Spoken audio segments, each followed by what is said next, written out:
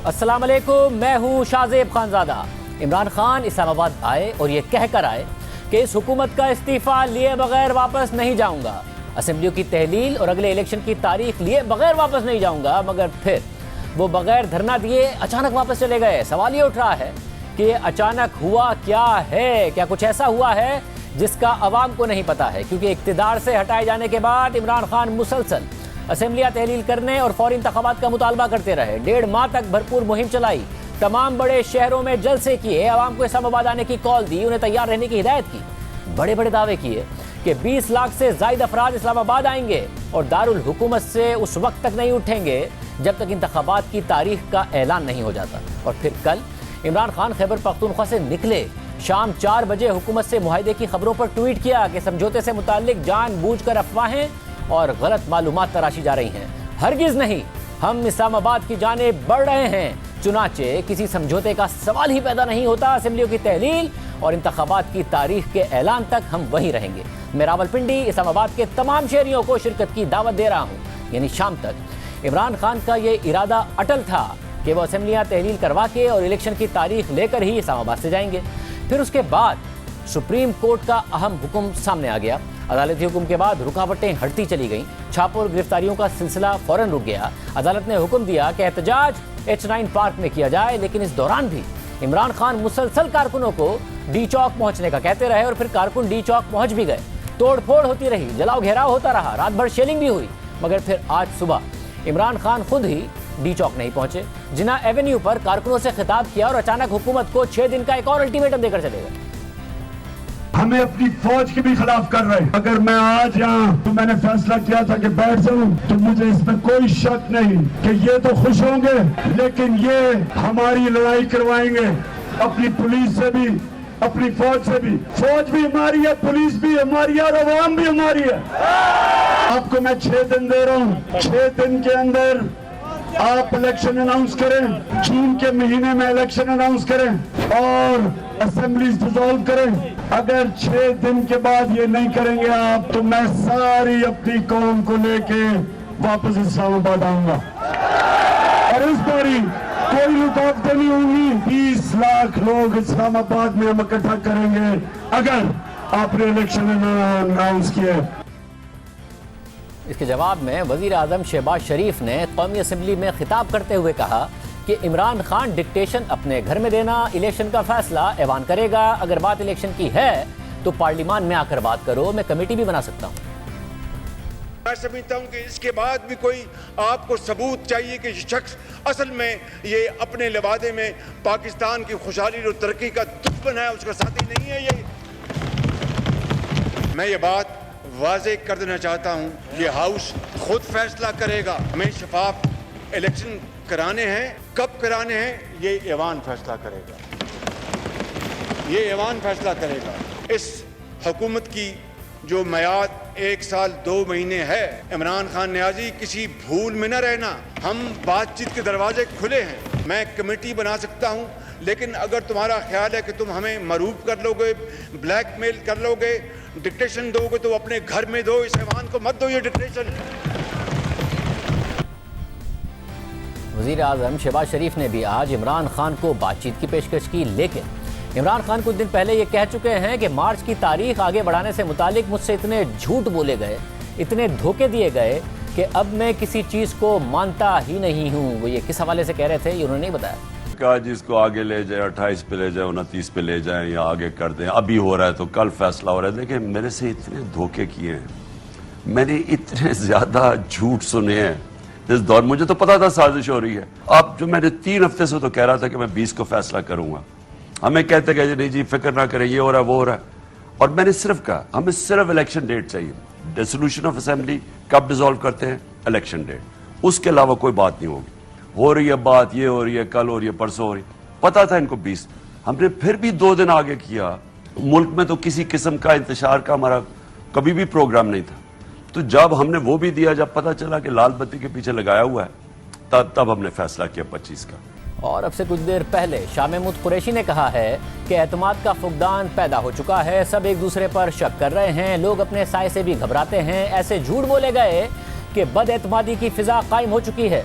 हमारे खुफिया मुज़ाकरात किसी से नहीं हुए और ना होंगे। जब भी मुज़ाकरात करेंगे पोशीदा नहीं होंगे, कोई शर्मिंदगी नहीं जो छुप कर बात करें, कोई यकीन दहानी नहीं कराई गई। हम मंतकी बात कर रहे हैं, हम आईनी रास्ता बता रहे हैं, यकीन दहानी की बात नहीं है। हुकूमत की जानिब से रास्तों की बंदिश के खिलाफ इस्लामाबाद हाई कोर्ट बार की दरख्वास्त पर कल शाम सुप्रीम कोर्ट ने हुक्म दिया था कि तमाम रास्ते खोल दिए जाएं, छापों और गिरफ्तारियों से गुरेज किया जाए और तहरीक इंसाफ को एहतजाज के लिए इस्लामाबाद के H9 पार्क में जगह दी जाए। सुप्रीम कोर्ट ने अपने गुज़िश्ता रोज के हुक्मनामे में लिखा था कि बाबर एवान ने तहरीक इंसाफ की आला क़यादत की हिदायत पर यह दरख्वास्त की है कि तहरीक इंसाफ की रैली के लिए H9 और G9 के दरमियान ग्राउंड की दस्तियाबी यकीनी बनाई जाए। ये वही मकाम है जहां कुछ अर्सा पहले JUI ने रैली की। 23 मई को तहरीक इंसाफ की जानिब से जमा कराई गई दरख्वास्त में भी इसी मकाम का कहा गया था। फिर अदालत ने अपने फैसले में चीफ कमिश्नर इस्लामाबाद को H9 और G9 के दरमियान ग्राउंड तहरीक इंसाफ को फौरी मुहैया करने की हिदायत भी कर दी और पुलिस समेत तमाम मुतल्लिका हुक्काम को हुक्म दे दिया कि फौरी तौर पर इस मकाम पर जलसे के इंतजाम किए जाएं। फिर इमरान खान ने सुप्रीम कोर्ट के फैसले की तारीफ की, लेकिन कारकुनों को डी चौक पहुंचने की हिदायत कर दी। सारे जिधर भी पाकिस्तानी ये देख रहे हैं, खुशखबरी ये है कि सुप्रीम कोर्ट ने फैसला कर दिया है कि अब कोई किसी किस्म की रुकावट नहीं होगी, कोई पकड़ धकड़ नहीं होगी। इसलिए मैं सारे पाकिस्तानियों को आज कह रहा हूँ कि आज शाम अपने शहरों में भी निकलें और इस्लामाबाद और पिंडी में पूरी तरह कोशिश करें डी चौक पहुँचने की आज शाम को, क्योंकि मैं इंशाल्लाह घंटे डेढ़ तक वहाँ पहुँचूंगा। इंशाल्लाह हमारी कोशिश है वहाँ पहुँचने की। और फिर रात में साबिक वज़ीर इत्तलात फवाद चौधरी ने कहा कि हम डी चौक ही जाएंगे, ये सियासी मामला है, इस पर अदालतों ने थोड़ी फैसला करना है। हम तो डी चौक आ रहे हैं सारे के सारे। सुप्रीम कोर्ट के जब फैसले 3 दिन से तो सुप्रीम कोर्ट में बैठे हुए हैं, वहाँ से उन्होंने फैसला ही नहीं किया, ना ही कोई डिसीजन हुआ, ना कोई इम्प्लीमेंट हो रहा है। ये और हमारा फैसला जो डी चौक का है इंशाल्लाह वही रहेगा। ये पॉलिटिकल फैसले हैं, इसके ऊपर अदालतों ने थोड़ा जो है वो फैसले करने यहीं पे रहेंगे इंशाल्लाह जब तक इलेक्शन अनाउंस नहीं होते। ये पूरी एक मूवमेंट है और जब तक इनके घुटने नहीं लग जाते, जब तक इनके घुटने टेक नहीं देते पाकिस्तान के अवाम के सामने, पाकिस्तान के अवाम जो है वो बाहर रहेंगे। तहरीक इंसाफ ने खुद ही H9 ग्राउंड की इजाज़त मांगी और अदालत ने इजाज़त दे दी, लेकिन फिर इमरान खान ने खुद ही हुकूमतदूरी करते हुए कारकुनों को डी चौक जाने की हिदायत कर दी और फिर फवाद चौधरी ने कह दिया कि ये फैसले अदालत नहीं करेगी। और आज सुप्रीम कोर्ट में अटॉर्नी जनरल ने मौक़िफ़ अख्तियार किया कि अदालती हुक्म के बाद भी इमरान खान ने कारकुनों को डी चौक पहुँचने का पैगाम जारी किया। तो चीफ जस्टिस ने रिमार्क्स दिए कि मुमकिन है कि इमरान खान को गलत बताया गया हो। इस बयान के बाद क्या हुआ ये बताएं। हम अदालत में किसी पर इल्जाम लगाने के लिए नहीं बैठे। सुप्रीम कोर्ट ने आईनी हुकूक का तहफ़्फ़ुज़ करना है। हमारे इल्म में आया है कि जगह जगह आग लगाई गई, जलाओ घेराव किया गया। हमें यह भी मालूम है कि कानून नाफिज करने वाले इदारों ने मुसलसल शेलिंग की।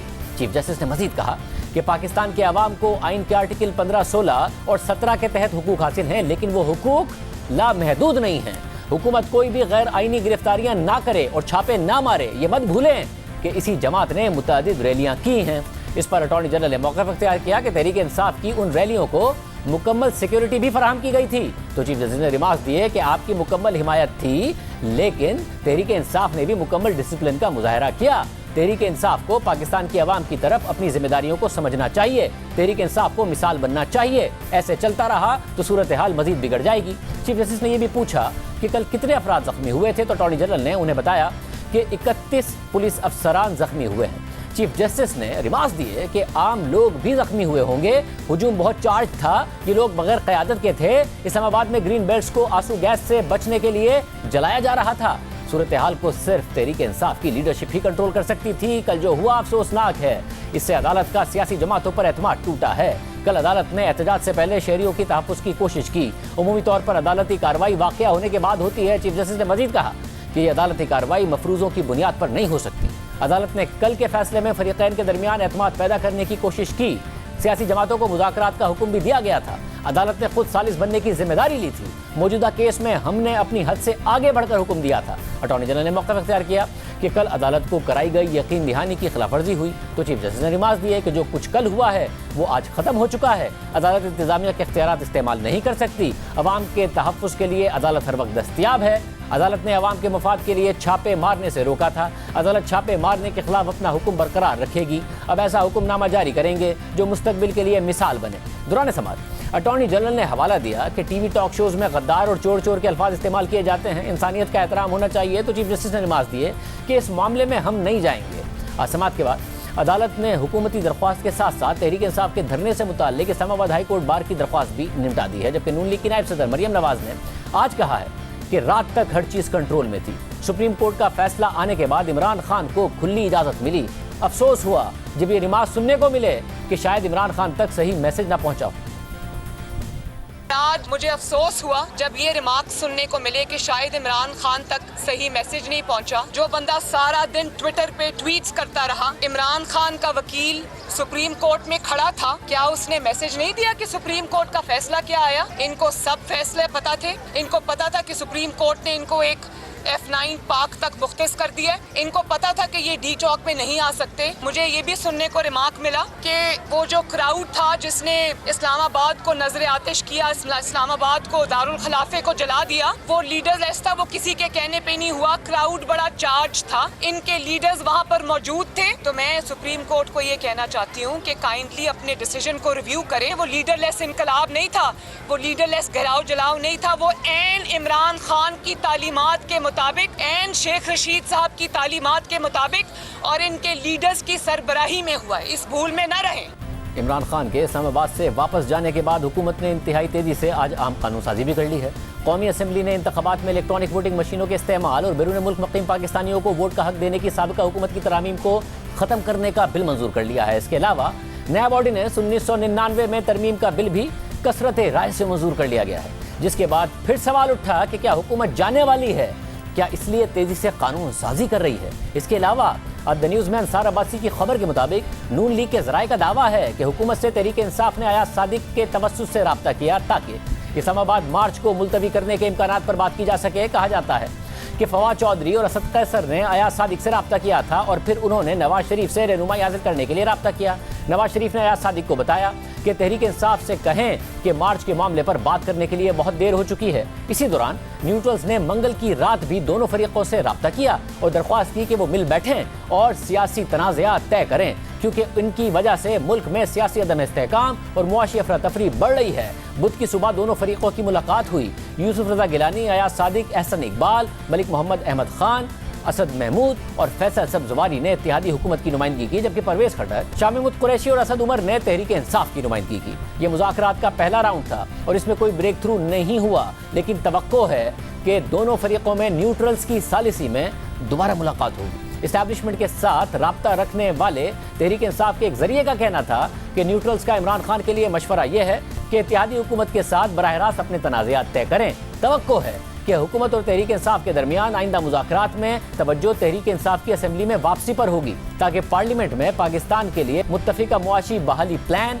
इंतखाबी इस्लाहात, आइंदा इंतखाबात की तारीख और निगरां हुकूमत के क़याम पर मुत्तफिका फैसले हो सकें। तहरीक इंसाफ से यह कहा गया है कि तमाम सियासी फैसले सियासतदानों को खुद करने हैं। इस पूरे मामले पर बात करते हैं वफाकी वजीर एहसन इकबाल से, जो खुद इन मुज़ाकरात का हिस्सा थे इस खबर के मुताबिक। एहसन इकबाल साहब, बहुत शुक्रिया हमें ज्वाइन करने के लिए। एहसन इकबाल साहब, इमरान खान साहब आए, धरने का कहकर आए थे, चले गए और आप लोगों को 6 दिन का एक और अल्टीमेटम दे गए, मगर उससे पहले खबरें आ रही हैं कि आपकी कल मुलाकात हुई जिसमें आप भी थे जिस डेलीगेशन में, और दूसरी तरफ से शाह महमूद कुरैशी, असद उमर और परवेज खटक थे। क्या दुरुस्त है कि कल सुबह आप लोगों की मुलाकात हुई है कल दिन में? जी देखिए, ये चूँकि अब ये बात ओपन हो चुकी है, ये हकीकत है कि हमारी एक मीटिंग हुई थी और इसमें पीटीआई की लीडरशिप का इनिशिएटिव था कि वो मिलना चाहते हैं। तो हमने हमेशा एक पॉलिटिकल सॉल्यूशन को वेलकम किया है और इससे पहले मैं गालबन आपके प्रोग्राम में या दीगर प्रोग्रामों में ये बात कह चुका हूँ कि पीटीआई को हट धर्मी की सियासत छोड़नी चाहिए और उन्हें कौमी असम्बली में कम अज़ कम जो इंतखाबी इस्लाहात की पार्लिमानी कमेटी है उस तक आकर अपना किरदार अदा करना चाहिए। और जो ये मैं ना मानू की सियासत है ये उनको कहीं नहीं लेके जाएगी। और आपने कल देखा है कि जिस अंदाज में पाकिस्तान के अवाम ने उनकी मनफी सियासत को मुस्तरद किया है वो उनके लिए आई ओपनर होना चाहिए। तो कल मीटिंग में भी हमने उन्हें यही प्रेस किया था कि अगर आपका मसला इलेक्शन है तो यकीनन इलेक्शन के साथ एक जुड़ा हुआ मसला उतना ही अहम है कि हमें इलेक्टोरल रिफॉर्म्स को कौमी इत्तफाक राय के जरिए करना है ताकि अगले इलेक्शन गैर मुतनाज़ हों। तो आपको धरना कॉल ऑफ करना चाहिए और आइए हमारे साथ बैठें, हम आपके साथ इलेक्शन के लिए आपके मौक़िफ़ है कि जल्दी होने चाहिए, हमारा मौक़िफ़ है कि वक्त के ऊपर होने चाहिए, लेकिन हम बातचीत शुरू कर सकते हैं इसके ऊपर, प्रोवाइडेड कि आप धरने को कॉल करें। लेकिन अगर आप हमारी कनपट्टी पर पिस्तौल रख के ब्लैकमेल करके चाहेंगे कि हम आपको इलेक्शन की तारीख दें या हम आपके डिमांड्स को कबूल करें, तो ये कभी नहीं होगा। ना इसके बारे में कोई भी पार्टी, जो कि हम एक कोलिशन गवर्नमेंट है, इस पर इत्तेफाक करेगी। तो फिर क्या हुआ? फिर आप लोगों का मुज़ाकरात हुए, मगर उसके बावजूद वो लोग निकले और इमरान खान साहब ने कल दिन में ट्वीट किया है कोई 4 बजे कि हमारे कोई मुज़ाकरात नहीं हो रहे, कोई डील नहीं हुई है और मैं आऊँगा और उठे बगैर नहीं जाऊँगा। मगर वो फिर अचानक चले गए 6 दिन की डेडलाइन देके। तो क्या फिर उसके बाद भी कोई मुज़ाकरात हुए, कोई कम्युनिकेशन हुई या किसी इदारे ने कोई किरदार अदा किया? ये क्या हुआ फिर?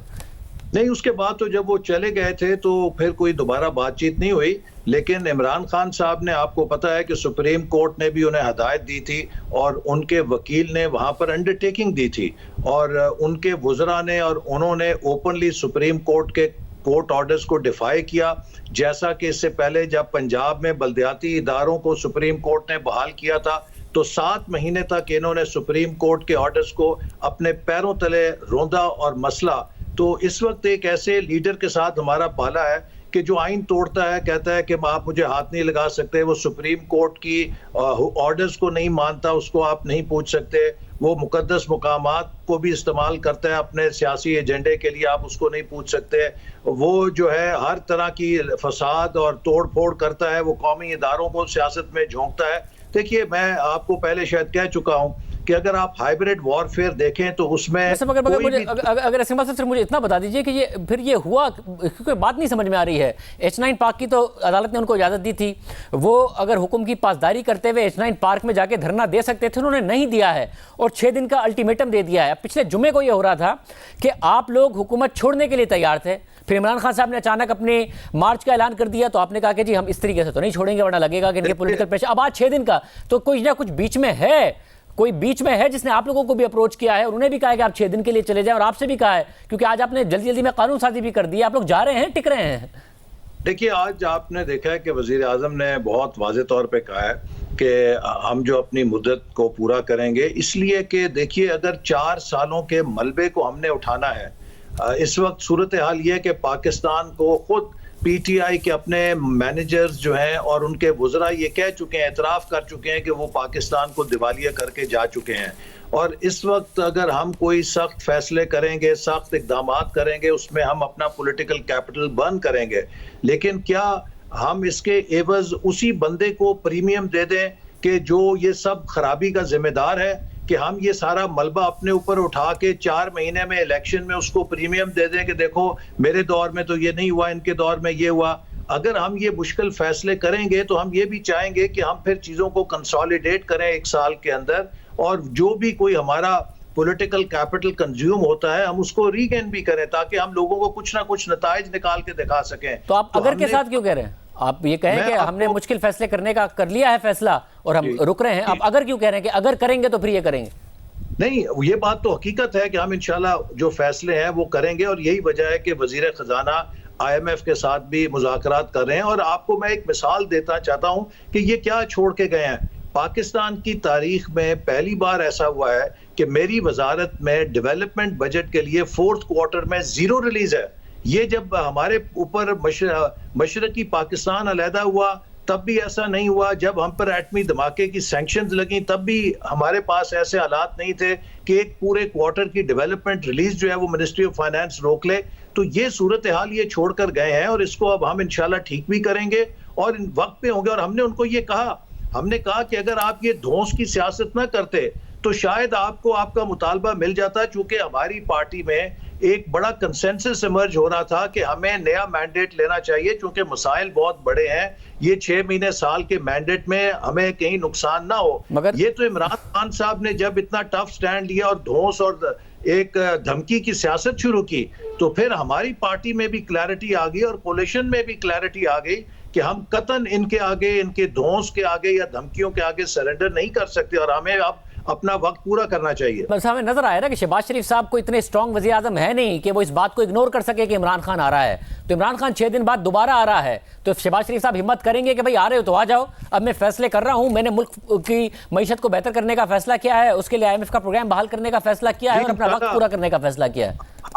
हम इस वक्त अपनी सियासत नहीं बचाएंगे, हम पाकिस्तान को बचाएंगे, और अगर हम पाकिस्तान को बचा लेंगे तो हमारी सियासत भी बच जाएगी। तो हमें इस बात से कोई गर्ज नहीं है कि इमरान खान क्या कर रहे हैं। हमने इमरान खान को उनके हाल पे छोड़ दिया है। इमरान खान ने साबित कर दिया है कि सिवाय उसके पास मनफी सियासत के, गालियां निकालने के, कीचड़ उछालने के, सड़कों के ऊपर परेड करने के, he has no vision, he has no vision beyond धरनाज। तो इसलिए अब I think we have to stop worrying about him, और हमें अपने मुल्क के मसाइल को हल करने की तरफ तवज्जो देनी चाहिए। मगर उसमें एक और फैक्टर भी है, जो आपका डर था कि जो इदारे हैं, जो न्यूट्रल्स हैं, आप ऐसा ना हो कि आप मुश्किल फैसले करें उसके बाद न्यूट्रल्स आपको चलता करें, तो वो डर भी नहीं है आपको कि आप मुश्किल फैसले करें, IMF का प्रोग्राम बहाल कराएं और उसके बाद 3-4 इत्तेहादी पीछे से निकल जाएं? देखिए, इस वक्त पाकिस्तान एक चीज शाहजेब अफोर्ड नहीं कर सकता, वो पॉलिटिकल अनसर्टेनिटी है और पॉलिटिकल इंस्टेबिलिटी है। और अगर आपको ये मालूम हो कि ये सख्त फैसले एक पॉलिटिकल हुकूमत जिसके पास सपोर्ट होती है, अवाम की तायद होती है, उसके लिए करने आसान नहीं होते, तो टेक्नोक्रेट्स आसमान से उतर के आके जिनके कहने पे उनका शायद गाड़ी का ड्राइवर भी वोट नहीं देता, वो कौन से मुश्किल फैसले कर लेंगे, वो मुल्क को कहां से टर्न अराउंड कर लेंगे। ये एक फैलेसी है। आपने टेक्नोक्रेट्स की हुकूमत देख ली ना, इमरान खान साहब की जो 4 साल की हुकूमत है वो टेक्नोक्रेट्स की हुकूमत थी। उनके कौन से मुशीर थे? क्या उनका वजीर खजाना अपना था? क्या उनका वजीर तजारत उनका अपना था? इंपॉर्टेंट इकोनॉमिक मिनिस्ट्रीज पे तो टेक्नोक्रेट्स ही थे। तो और कौन से नए टेक्नोक्रेट्स आने हैं? यही हफीज शेख साहब 3 साल पहले भी वजीर खजाना रह गए हैं, या कोई और शौकत तरीन साहब भी वजीर खजाना रह गए हैं। तो और इसके अलावा कौन टेक्नोक्रेट्स? मगर इसमें मसला है ना कि अदम एतमाद की एक सूरत हाल है ना। इमरान खान साहब कह रहे हैं कि मुझसे इतने वादे किए हैं और इतने वादे तोड़े हैं कि मुझे भरोसा ही नहीं रहा। जाहिर है वो किस तरफ इशारा कर रहे हैं सबको पता है, मगर जिस तरफ वो इशारा कर रहे हैं, उन्होंने माजी में आपसे भी बहुत वादे किए, बहुत वादे तोड़े, इसलिए आपको भी उन पर भरोसा नहीं है। तो इस अदम एतमाद की फिजा में मुल्क आप चला लेंगे और अपनी हुकूमत भी चला लेंगे मुश्किल फैसले लेने के बाद? इस वक्त जो हालात की संगीनी है, ये सबका इम्तिहान है, ये हमारा भी इम्तिहान है, और ये स्टेक होल्डर्स का भी और एस्टैब्लिशमेंट का भी और अदलिया का भी, सबका इम्तिहान है। इसीलिए मैंने प्राइम मिनिस्टर को रिक्वेस्ट की है कि आप सेक्रेटरी फाइनेंस को कहें कि वो GHQ में जाकर, वो सुप्रीम कोर्ट में जाके, वो फेडरेशन ऑफ पाकिस्तानी चैम्बर्स में जाके एक दफ़ा इकॉनमी की स्टेट इन सब के साथ शेयर करें, ताकि सबको पता हो कि हमें क्या मिला है, हमारी हैंडिंग ओवर टेकिंग ओवर क्या हो रही है। और अगर इस मौके के ऊपर हम सब ने अपना किरदार संजीदगी के साथ ना अदा किया, हम सब ने एक दूसरे के साथ मिलकर मुल्क को एक सिनर्जिस्टिक तरीके से आगे ना लेकर गए, तो यकीन कीजिए कि इस वक्त मसाइल बहुत संगीन है। और खुदा ना खास्ता अगर इसी तरह ये अनसर्टनिटी परपेचुएट करेगी 6 महीने साल, तो ये कहीं नाकाबिले इलाज ना हो जाए। तो मुझे उम्मीद है कि तमाम स्टेक होल्डर्स जो हैं वो हालात को भी देख रहे हैं, और अगर आपकी डिलीवरी हो, अगर आप परफॉर्म कर रहे हैं। देखिए, इस वक्त हम जब प्रोग्राम कर रहे हैं, मैं अभी भी दफ्तर में ही बैठा हूं, हम छुट्टियां नहीं मना रहे, हम वजारतों के मजे नहीं ले रहे, हम सब मेहनत कर रहे हैं, वजीर आजम से लेकर नीचे उनकी टीम। तो इंशाल्लाह अगर हम सब मेहनत करेंगे तो कोई वजह नहीं कि एक दूसरे के एतमाद के साथ हम मुल्क को टर्न अराउंड ना कर लें। वैसे ये बताइएगा कि कल की जो मुलाकात है जिसकी आपने कंफर्मेशन दे दी है, अंसार अब्बासी साहब की स्टोरी के मुताबिक वो न्यूट्रल्स ने फैसिलिटेट की थी, उसके बाद क्या न्यूट्रल्स ने कुछ कहा है आप लोगों से कि जी बात कर लें इमरान खान साहब से, या बात को आगे बढ़ाइए, वो पार्लियामेंट में आ जाए, मिलके बैठ के फैसले कर लें, अपना सियासी सोल्यूशन निकाल लें, ऐसा कुछ कहा है?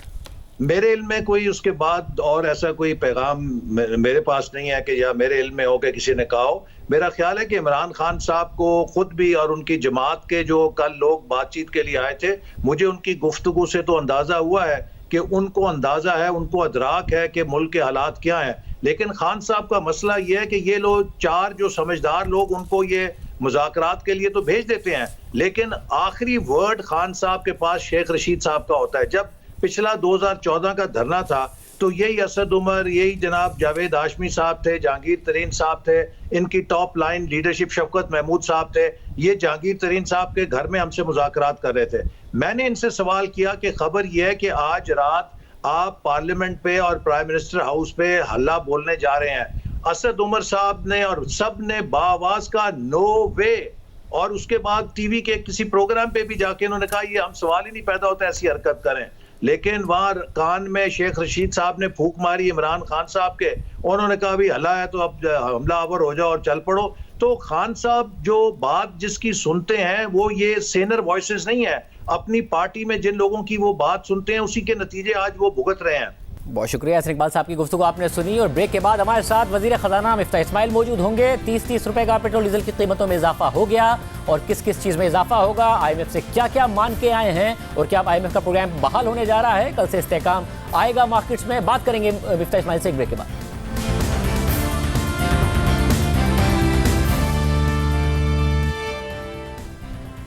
हुकूमत ने 2 बड़े फैसले कर लिए हैं। मुद्दत पूरी करने का फैसला कर लिया है, साथ ही वो सख्त फैसला कर लिया है जिसकी वजह से IMF का प्रोग्राम बहाल नहीं हो रहा था। हमारे साथ मिफ्ताह इस्माइल साहब मौजूद हैं, वजीर खजाना मिफ्ताह इस्माइल साहब, जिन्होंने कुछ देर पहले ये खबर सुनाई। मिफ्ताह इस्माइल साहब बहुत शुक्रिया। मिफ्ताह इस्माइल साहब 45 दिन लगे और उसके बाद बिलाखिर आपने वो फैसला कर लिया है। क्या इस फैसले से जो अनाउंसमेंट आपने आज की है उसके बाद IMF का प्रोग्राम बहाल हो जाएगा या आपने और मजीद इकदाम करने हैं बिजली की कीमतों में इजाफे की सूरत में, या फिर कुछ इंपोर्ट्स को कर्टेल करने की सूरत में, शराय सूद में मजीद इजाफा, रुपया क्या मजीद गिरेगा, क्या होगा? जी शुक्रिया शाहजेब भाई। देखिए जो सबसे बड़ा हर्डल था, और कल IMF की भी स्टेटमेंट में आया था, मैंने भी जो ट्वीट किए हैं और स्टेटमेंट जो फाइनेंस मिनिस्ट्री ने निकाला है उसमें भी हमने ये बात कह दी थी कि पेट्रोल की प्राइसेस अगर नहीं बढ़ाएंगे और डीज़ल की प्राइसेस नहीं बढ़ाएंगे तो IMF का प्रोग्राम बहाल नहीं होगा। मगर अगर आप IMF के प्रोग्राम को साइड पे रख भी दें तो शाहजेब भाई इस वक्त डीज़ल की कीमत में हुकूमत 84 रुपये का या 86 रुपये का नुकसान कर रही थी फ़ी लीटर। ये हुकूमत खुदा न खास्ता मतलब कि डिफ़ॉल्ट की तरफ चले जाती है अगर हम इस किस्म का नुकसान करते। जो पेट्रोल और डीज़ल की मद में नुकसान कर रहे थे, जो खान साहब ने एक फ़ैसला लिया था यूनिलैटरल, उसके हिसाब से हम 120 अरब रुपया नुकसान कर रहे थे माहाना, जो कि हुकूमत चलाने के ख़र्चे से 3 गुना ज़्यादा है। ये कैसे बर्दाश्त कर सकती थी हुकूमत? और फिर आप जिसके पास गाड़ी है उसको सब्सिडी दे रहे हैं, जिसके पास बड़ी गाड़ी है उसको ज़्यादा सब्सिडी दे रहे हैं। इसमें मसला है कि लोग इस्तेमाल करते हैं। ये बात दुरुस्त है कि जितनी बड़ी गाड़ी है उतनी बड़ी इसको सब्सिडी मिल रही थी, मगर 45 दिन हो गए ना आपको। आप पहले दिन आके कर देते तो इमरान खान साहब पे तनकीद कर लेते, 45 दिन आप भी नहीं कर पाए। आप पहली दफ़ा मुज़ाकरात में गए, उसके बाद एलामिया आया IMF के साथ कि अनफंडेड सब्सिडीज़ को ख़त्म करेंगे। आप एक कमज़ोर वज़ीर ख़जाना लगे कि ये बात करके आ जाते हैं IMF से, चलती इनकी कोई नहीं है। शहबाज शरीफ साहब एक कमज़ोर वज़ीर आज़म लगे। आप कैसे मान लें कि आप जो फैसले कर लिए हैं आप मज़ीद फैसले कर सकते हैं? 45 दिन आप लोगों ने ज़ाया किए हैं जिससे मईशत में बहुत गैर-यकीनी की सूरत हाल रही है। देखिए शाहजेब खान साहब, मैं अभी जो प्रेस कॉन्फ्रेंस कर रहा था तो कितने लोग कह रहे थे कि ये पेट्रोल बम आपने फेंका है। और देखें, एक हमारे पाकिस्तानी भाइयों के ऊपर बहरहाल इसका 31-30 रुपए का कल से पेट्रोल की कीमत में जो इजाफा होगा वो ये गोश्त तो होगा ना, इससे थोड़ी सी महंगाई भी बढ़ेगी, इसमें कोई दो राय नहीं है। और ये एक बड़ा संगीन फ़ैसला होता है, किसी भी वज़ीर आज़म को ये फ़ैसला लेना आसान नहीं होता है। शहबाज शरीफ ने बहुत बड़े जिगर का फ़ैसला मुज़ाहरा करके ये फ़ैसला किया है, ख़ास तौर पर जब हमारे सियासी मुखालिफ जो हैं बहतान फैला रहे हों, अफरा तफरी फैला रहे हों, जत्ते लाकर जत्तों की सियासत कर रहे हों, खूनी मार्च की बातें कर रहे हों, तो ये फ़ैसले लेना आसान नहीं होते। लेकिन हमने सचमुच में आपको बताऊँ, आज भी बैठे थे, ख्वाजा आसिफ ने फरमाया कि देखो हम पॉलिटिकल कैपिटल खो देंगे, पॉलिटिकल कैपिटल बचाने के लिए हम रियासत का नुकसान नहीं कर सकते। तो हमने ये बात को माना है कि हमें सियासी तौर पर नुकसान होगा, लेकिन बहरहाल ये हमारा मुल्क है और इंशाअल्लाह ताला इसको संवारने के लिए हम जो भी कुर्बानी देना चाहेंगे देंगे। मुझे मैं IMF के प्रोग्राम की तरफ आऊँगा, मगर उससे पहले फिर आप लोगों ने जब ये फैसला किया है कि हम अपना सियासी कैपिटल खोएंगे, तो ये भी फैसला किया है कि आइंदा फिर ऐसे बयानात नहीं देंगे कि भाई पेट्रोल बॉम्ब गिरा दिया, मीडिया ना चलाए ऐसी बातें। मगर आप लोगों ने भी जब पिछली हुकूमत प्राइसेस बढ़ा रही थी क्योंकि इंटरनेशनल मार्केट में बढ़ रही थी, सियासत कम नहीं की है कि आइंदा मईशत पर यह सियासत नहीं करेंगे ताकि इस किस्म के प्रॉब्लम्स ना हो रहे हों जिसमें आप 45 दिन के लिए फंसे हैं और इमरान खान साहब को आपके प्रेशर में कम करना पड़ गया था। जोर शाहजेब भाई कि हम ही अकेले बचे हैं जो कि मईशत पे सियासत ना करें, हम ही अकेले बचे हैं जो ये ना कहें पेट्रोल बम गिराए। इमरान खान साहब जो भी कर लें उसमें कुछ नहीं है, जो भी हमारी बातें करें। मुझे तो याद है कि जब मैं पिछली मरतबा वज़ीर ख़जाना बना था और 7-8 रुपये कीमत बढ़ाई थी, तो सुबह खान साहब ने कहा था कि ये पेट्रोल बम गिरा दिया, पता नहीं क्या हुआ। और वो इमरान खान जो रोज़ तनकीद करता था, वो इसलिए IMF से माहिदा करके गए कि 30 रुपया लेवी लगाएंगे, ये माहिदा करके गए कि 17% सेल टैक्स लगाएंगे। हम तो आज नुकसान में बेच रहे हैं पेट्रोल, 1 पैसा टैक्स नहीं है, 1 पैसा लेवी नहीं है। आज भी 50 रुपये से ज़्यादा पाकिस्तानी अवाम जो है वो डीजल पे नुकसान कर रही है, लेकिन हम एक झटके में बोझ नहीं डाल सकते। लेकिन आज भी हम नुकसान कर रहे हैं पेट्रोल पे, लाइट केरोसिन ऑयल पे और लाइट डीजल ऑयल पे। लेकिन ये मुल्क को भी तो आगे लेकर जाना है। तो मतलब अगर आप हमसे ये उम्मीद रखते हैं कि हम सियासत ना करें और हम ये बयानबाजी ना करें, तो फिर थोड़ी सी जो है वो दूसरी तरफ जो है उनको भी समझाइए कि वो भी झूठे बयान ना दें। वैसे अब ज़रा हमारे प्रोग्राम देख लीजिएगा, हम तो हर एक से कहते हैं कि मईशत पे कम से कम सियासत ना हो, आप लोग चार्टर ऑफ इकोनॉमी कर ले सारे मिलकर तो बहुत ज़्यादा अच्छा हो जाएगा। अब ये बता दें और क्या क्या होने वाला है, बिजली की कीमतों में और इजाफा होगा, क्या क्या और कंडीशंस हैं सख्त जिसके बाद IMF का प्रोग्राम बहाल होगा? देखिए, मैं आपको एक गारंटी कर रहा हूँ कि IMF का प्रोग्राम बहाल होगा। मैं आपको दूसरी गारंटी कर रहा हूँ कि खुदा न खास्ता कोई डिफ़ॉल्ट की तरफ पाकिस्तान नहीं जाएगा, पाकिस्तान स्टेबल रहेगा। पूरी दुनिया अल्लाह की मेहरबानी से हमसे ताउन करने के लिए तैयार है, IMF ताउन करने के लिए तैयार है। IMF से बड़े अच्छे मुज़ाकरात हुए हैं दोहा में। अगले साल के बजट के टारगेट्स पे हम बात कर रहे हैं। मैंने वज़ीर आज़म से आज कहा है, मैं आपके सामने ये बात रख देता हूँ कि मुझे 2 घंटे लगेंगे बाकी चीज़ें निपटाने में IMF से, ये पेट्रोल की सब्सिडी को हम मतलब रिवर्स कर लें तो बाकी सीधे 2 घंटे का काम है। मतलब 2 घंटे में कह रहा हूँ, मतलब सारा कुछ नहीं, मगर आज जो आपने फैसला कर दिया उसके बाद आप कह रहे हैं कि 2 घंटे का काम है। जो फैसला करना था वो हो गया, इससे भी ज़्यादा कह रहा है IMF के आपने अभी ये एक फेज़ है पहला 30 रुपये का, इसके बाद और बढ़ाना है। शाहिद भाई, आप बताइए कि क्या 50 रुपये लीटर नुकसान करके हुकूमत को डीज़ल बेचने के मुताबिल हो सकती है?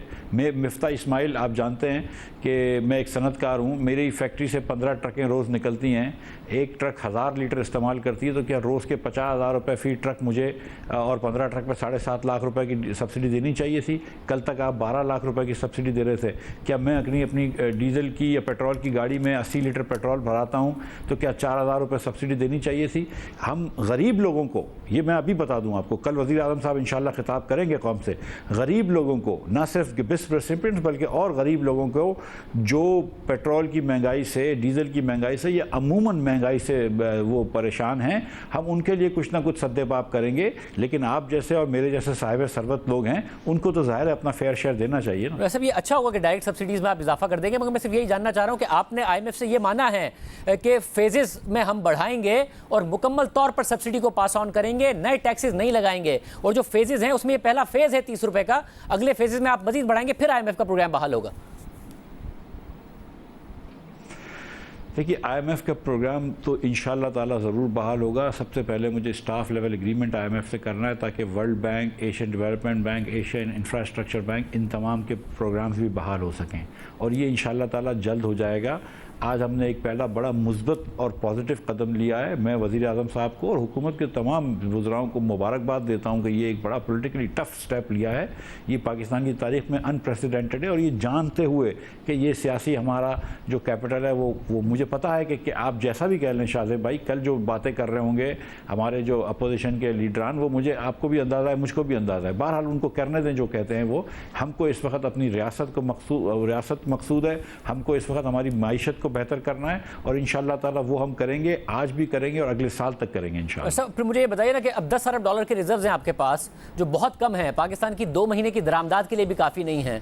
एक मैसिव एक्सटर्नल हमारी रिक्वायरमेंट है इस वक्त जो आने वाले दिनों में होगी। इस प्रोग्राम की बहाली बहुत ज़्यादा लाजमी हो गई। इसके अलावा फाइनेंसिंग अरेंजमेंट्स क्या हैं हमारे पास कि रिजर्व बिल्डअप भी हो, पाकिस्तान ऐसी वल्नरेबल सिचुएशन में ना नजर आ रहा हो जिसकी वजह से गरीबी की सूरत हाल पैदा हो रही? आप जैसा कि जानते हैं कि शायद पीर के दिन जनरल बाजवा की बात भी हुई थी किंग प्रिंस मोहम्मद बिन सलमान से। ट्यूसडे के दिन डेवोस में उनके जो वज़ीर ख़जाना हैं उन्होंने अनाउंस किया कि वो जो 3 बिलियन का सऊदी अरब का डिपॉज़िट है उसको एक्सटेंड करेंगे हमारे पास। उसके अलावा भी सऊदी अरब में बड़ी मुस्बत बात करी है। मैं ये बता सकता हूँ कि UAE वालों से बड़ी मुस्बत बातचीत चल रही है। हमारी चीन के इंशाअल्लाह ताला हम चीन के अंदर भी कुछ ना कुछ खुशखबरी कौम को सुनाएंगे। तमाम दूसरे दीगर ममालिक भी हैं, वो भी मैं समझता हूँ। देखें, ये एक श्रीलंका के एक्सपेरिमेंट के बाद ये सब लोग डरे हुए हैं कि पाकिस्तान जैसा बड़ा मुल्क जो है वो खुदा न खास्ता किसी गलत रविश पर ना चले जाए। तो ये न सिर्फ ये कि हम नहीं चाहते कि पाकिस्तान किसी गलत मीशत के बहरान में फंस जाए, लेकिन दुनिया भी नहीं चाहती। तो हम इस बात पर बिल्कुल रेडी हैं कि जो भी पॉलिटिकल कैपिटल हमको लगाना है। और शहबाज शरीफ की एक हिस्ट्री देख लीजिए, this is a man who is known as a doer. Shehbaz speed की बात करते हैं लोग, जो आपने प्रोजेक्ट्स लगाए हैं पंजाब में, जो दीगर चीज़ें करी हैं, तो उस स्पीड से ये काम करेंगे हम, और दिन रात मेहनत करके इंशाल्लाह पाकिस्तान को बेहतर करेंगे। वैसे मगर जो सऊदी अरब की अनाउंसमेंट आई है वो तो एक्सटेंशन, वो तो अभी ड्यू भी नहीं था, वो पैसे तो हमारे पास रह नहीं थे अभी। उन्होंने मजीद पैसे तो नहीं दिए हैं, जो पिछली हुकूमत को दिए थे उन्हीं की तौसीह की है। तो इसमें क्या नई बात है? जनरल बाजवा ने किंग सलमान की तबीयत के लिए कॉल की थी, हमारी मईशत की तबीयत के लिए थोड़ी कॉल की थी, या उससे फ़र्क पड़ा है? नहीं, मुझे नहीं पता, मैं तो एक कोइंसिडेंस तो ज़रूर था, मुझे नहीं पता कि किसके फ़ोन कॉल से फ़र्क पड़ा या नहीं पड़ा, लेकिन एक हुस्न इत्तेफाक तो था। मगर उसकी ज़रूरत क्या थी? $3 अरब की तो वो कहते हैं नवंबर में ड्यू है उसका जाना। नहीं, बिल्कुल नवंबर दिसंबर में ड्यू है, हमारी बात हो गई थी। मेरा कहने का मकसद ये है कि ये पैसे भी अभी रहेंगे, तो दिसंबर में जो 3 बिलियन आप जो कह रहे हैं कि इतनी रिक्वायरमेंट है, तो 3 बिलियन की रिक्वायरमेंट तो कम हो गई ना, ये दिसंबर में तो कहीं नहीं जा रहे पैसे। उसके अलावा सऊदी अरब ने मुझे कुछ और चीज़ें भी ऑफ़र करी हैं जिसका मैं अभी बात नहीं कर रहा हूँ, मैं अगले महीने इसकी बात करूँगा। तो आप देखिएगा कि सऊदी अरब की तरफ से भी एक अच्छा पैकेज हो जाएगा, जिससे इंशाअल्लाह ताला पाकिस्तान की मईशत को स्टेबिलिटी मिलेगी। लेकिन शाहज़ेब भाई, हम उन ममालिक से सस्ता पेट्रोल बेच रहे थे जो हमको मदद भी करते हैं, जिनके यहाँ से पेट्रोल निकलता है, जो पैदावार करते हैं। तो हमको ये प्राइस रैशनलाइज करना ज़रूरी है। और आखिर में मैं आपको बताऊं, और आप ये बात समझते हैं कि दोस्तों के ममालिक के इमदाद से पाकिस्तान कभी आगे नहीं बढ़ेगा। जब आगे पाकिस्तान बढ़ेगा इंशाअल्लाह तो अपने पैरों पर खड़ा होकर बढ़ेगा, और यही स्ट्रैटेजी है। इंशाअल्लाह आप बजट में भी देखेंगे कि शहबाज शरीफ की यही स्ट्रैटेजी है कि हम पाकिस्तान को, चाहे वो ज़राअत का शोबा हो या एक्सपोर्ट का शोबा हो। आपने कहा सऊदी अरब से हो गया, अब चीन ने भी जो पैसे थे वो रोल ओवर नहीं किया था, वो भी क्या IMF से नथी कर रहे थे या कोई और सख्त शर्त है उनकी? वो पैसे आ जाएंगे पाकिस्तान के पास $2.5 अरब या नहीं आएंगे और रिजर्व्स बिल्डअप के लिए? नहीं, वो IMF से बिल्कुल नथी नहीं किया था, वो कोई और मामला था। लेकिन इंशाअल्लाह ताला हमें अल्लाह ताला की ज़ात से उम्मीद है कि वो पैसे आ जाएंगे। बड़ी अच्छी एक कन्वर्सेशन हुई थी उनके वज़ीर आज़म और पाकिस्तान के वज़ीर आज़म शहबाज शरीफ साहब में, फिर बिलावल भुट्टो साहब भी गए थे, उनकी भी एक बड़ी अच्छी मीटिंग हुई है उनके फ़ॉरेन मिनिस्टर से। तो हमें अल्लाह ताला की ज़ात से उम्मीद है कि ये चंद ही दिनों में इंशाअल्लाह ताला ये चीज़ सेटल हो जाएगी। और ये बताइएगा कि ये देखेंगे हम, आपके पास से है कि Asian Development bank, world bank से भी जो पैसे आने थे वो भी क्योंकि रुके हुए थे IMF के प्रोग्राम से, वो भी मुंसलिक हैं, कि हमारे पास रिजर्व्स की ये सिचुएशन हो जाए कि हमारे पास कम से कम 3 माह की दरामद के पैसे हों और वो रिस्क ना नज़र आ रहा हो इकॉनमी के लिए। देखिए, मैं आपको बिल्कुल आपकी बात दुरुस्त है शाहज़ेब साहब, और 3 माह तो एकदम मिनिमम, बेयर मिनिमम होना चाहिए, ये बात भी दुरुस्त है आपकी। हमको इससे ज़्यादा हट के जाना चाहिए। लेकिन इस वक्त जब इंटरनेशनल मार्केट में तेल 117 का हो, जब वीट भी महंगा हो गया हो, दीगर अशिया खुर्दनोश भी महंगी हो गई हैं, आपको पता है सिर्फ खुर्दनी तेल जो है वो भी $1600-1700 का हो गया है पर टन। तो इस वक्त रिज़र्व बिल्ड करना मुश्किल है। लेकिन फिर भी इंशाअल्लाह ताला शहबाज शरीफ साहब का ये इंस्ट्रक्शन है मुझको कि इंशाअल्लाह ताला हम जब जाएंगे अगले साल इलेक्शन में, तो हम जब छोड़ के जाएंगे केयर टेकर को, तो जहाँ से रिज़र्व जो है वो अल्लाह ने चाहा तो 50% बढ़ा के जाएंगे। और मिस्टर साहब, हमने देखा कि मॉनेटरी टाइटनिंग अब बहुत ज़्यादा हो रही है, और हम काफ़ी टाइम से देख रहे हैं कि मॉनेटरी टाइटनिंग तो हो रही थी मगर फिस्कल पॉलिसी वही एक्सपेंशनरी थी, तो डेफिसिट्स में फ़ायदा होता नहीं है उस तरीके से। अब करंट अकाउंट डेफिसिट पहले ही कम होना शुरू हो गया था। आपको लग रहा है कि 14.25% पर अगर गई है शरह सूद, तो हम स्मूथ लैंडिंग की बजाय, जिसकी ज़रूरत है इतने सारे करंट अकाउंट खसारे के साथ, हम कहीं क्रैश ही ना कर रहे हों, जो कि 2018 की में हो गया था जब तहरीक इंसाफ की हुकूमत आई थी। नहीं, हम इसको इंशाअल्लाह ताला इसको बड़ी निम्बल तरीके से देखते रहेंगे। बहुत सारे लोगों का हुकूमत में ये ख्याल था कि ये थोड़ा सा एक्सेसिव हो गया है। बहरहाल ये बैंक का फ़ैसला है। मैं समझता हूँ कि ये इसको मद्देनज़र रखा है इन्होंने कि इस वक्त इन्फ्लेशन जो है वो भी काफ़ी है पाकिस्तान में, कोर इन्फ्लेशन भी है, और हमको ये एंटिसिपेटेड भी था, सच्ची बात है कि ये थोड़ा सा महंगा होगा, तेल और पेट्रोल वगैरह महंगा होगा, उससे भी इन्फ्लेशन आएगा। लेकिन आप देखेंगे कि इंशाअल्लाह ताला अगले 1-2 महीनों के अंदर इंशाअल्लाह आप देखेंगे कि ये चीज़ें जो हैं वो रिवर्स होना शुरू हो जाएंगी। ये मैं जानता हूँ कि ये चीज़ बड़ी मुश्किल है, लेकिन आप देखेंगे कि जल्द हम रिवर्स करेंगे इसको। मगर ये कैसे होगा, क्योंकि 13.5% की इन्फ्लेशन आई है अप्रैल की, और जो इस वक्त मई की इन्फ्लेशन है उसके लिए प्रोजेक्शन है कि शायद 14.5% हो। अब आप कीमतें बढ़ा दिए तो शायद 16-17% पर हम चले जाएं, तो फिर उसके बाद शरह सूद कम हो पाएगी। IMF की कंडीशन नहीं होगी कि आपने इन्फ्लेशन के मुताबिकत से रखनी है। अगैन शाहज़ेब भाई, IMF की कंडीशन हो या ना हो, सिर्फ छोड़ दें आप। क्या नेगेटिव इंटरेस्ट रेट्स पाकिस्तान कितने अरसे तक मुतामिल हो सकता है, कितने अरसे तक कर सकते हैं नेगेटिव इंटरेस्ट रेट्स? तो अगर आप तो पहले हम जो इंटरेस्ट रेट बढ़ाया है वो हम इन्फ्लेशन कंट्रोल करने के लिए बढ़ाया है। जैसे इन्फ्लेशन कंट्रोल हो जाएगा, थोड़ी सी अगर इंशाअल्लाह अल्लाह ने चाहा तो ये कम से कम ये जो रोज़ ताबड़तोड़ तरीके से तेल महंगा हो रहा है, 117 पे हो गया, अगर वो थोड़ा सा नीचे आ जाता है तो थोड़ा सा ब्रेक कहीं ना कहीं मुझे मिले इंशाअल्लाह, अगर हम पाकिस्तान को मिले, वेदर इट्स वीट प्राइसेस और एडिबल ऑयल प्राइसेस, कहीं ना कहीं ब्रेक मिलेगा और ज़रा सा इन्फ्लेशन कंट्रोल आएगा तो आप देखेंगे कि पहली फुर्सत में इंशाल्लाह ताला मैं इनकरेज करूँगा कम से कम स्टेट बैंक को कि वो जो पॉलिसी रेट है उसको रिवर्स करें। एक और मसला है कि आप स्टेट IMF के प्रोग्राम में हैं तो स्टेट बैंक से पैसे ले नहीं सकते और अब नज़र आ रहा है कि कमर्शियल बैंक्स इस सिचुएशन को एक्सप्लॉइट भी कर रहे हैं। करंट डिस्काउंट रेट कुछ होता है मगर हम ट्रेजरी बिल्स में उससे कहीं आगे जाके देख रहे होते हैं कि पार्टिसिपेशन हो रही होती है। जब 12.25% पर था तो 15% पर हो गया था रेट, ये और ना बढ़ जाए जिसकी वजह से स्टेट बैंक भी मजबूर होगा शरह सूद को मजीद बढ़ाने के लिए, क्योंकि डिस्काउंट रेट तो इररेलेवेंट ही हो गया था पिछले दिनों में। एक बड़ी वजह स्टेट बैंक की बढ़ाने की यही थी कि डिस्काउंट रेट इरेलेवेंट हो गया था। हुकूमत जो है वो बैंकों को तो 12.25 पे दे रही थी, लेकिन बैंक जो टर्न अराउंड करके 14.5 पे हमको दे रहे थे, तो सिर्फ बैंकों के कमाने के लिए 2.25% सूद पे वो कोई सेंस नहीं बन रहा था। इसी तरह काइबोर भी जो था वो 15% हो गया था। तो न सिर्फ बैंक हुकूमत को महंगा जो लोन दे रहे थे बल्कि प्राइवेट सेक्टर्स को भी महंगा दे रहे थे। लिहाजा ये जो डिस्काउंट रेट बढ़ा इससे कोई नुकसानदेह ना हुकूमत को नुकसान हुआ है ना प्राइवेट सेक्टर को नुकसान हुआ है, बल्कि काइबोर इसके बाद गिर गया है क्योंकि अनसर्टेनिटी कम हो गई है। मैं समझता हूँ कि जो आज का हमने पेट्रोल का जो स्टेप लिया है इससे इंशाल्लाह ताला कराची के अंदर या पाकिस्तान भर में आई शुड से मार्केट जो है वो स्टॉक मार्केट भी अच्छी होगी, स्टॉक एक्सचेंज भी अच्छा होगा। आप देखेंगे कि रुपये को भी थोड़ी सी इस्तेहकाम मिलेगा और आप देखेंगे कि ये जो इन्फ्लेशनरी एक्सपेक्टेशंस हो गई थी वो भी होंगी और ये थोड़ा सा आसानी हो जाएगी, इंटरेस्ट रेट्स के अंदर भी आसानी हो जाएगी। बहुत शुक्रिया, गुफ्तगू आपने सुनी। बड़ा फैसला किया है हुकूमत ने। अब देखते हैं कि बजट में मजीद इस हवाले से क्या इकदाम करेंगे, IMF के प्रोग्राम के तहत क्या क्या मजीद होता है। प्रोग्राम में शामिल करते हैं और खबरों बात करेंगे।